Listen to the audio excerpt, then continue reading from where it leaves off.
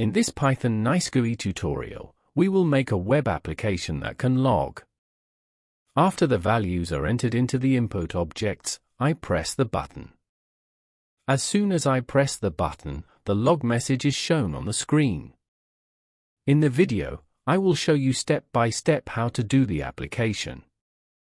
To support us, you can subscribe to the YouTube channel and like the video. I need the date library to make the application. I import the library. I will create an input object for name.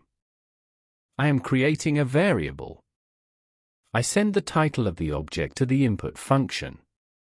I save the code file and run it. You can go to this address using any browser. I created a web application with input. I will create a web application for surname. I am creating a variable. I send the title of the object to the input function. I am saving the code file.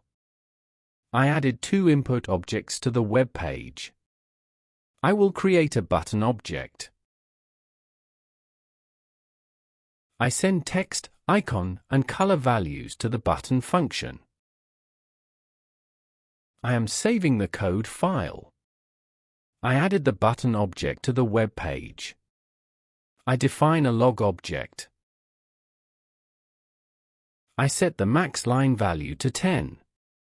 So a maximum of 10 messages can be shown in the log. I set the size of the log object using the class's function. I am saving the code file. I added the log object to the web page. I will define a function for the button. I can do this using the onClick feature. I define the function. I will send data to the log object using the push function. I can access the values entered into input objects by using the value function. I will show time information in the log.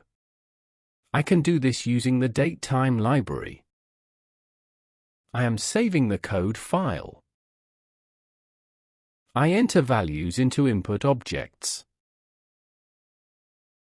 As soon as I press the button, the log message is shown on the screen. I can give it a few tries. In this video, we learned how to use the log object. To support us, you can subscribe to the YouTube channel and like the video.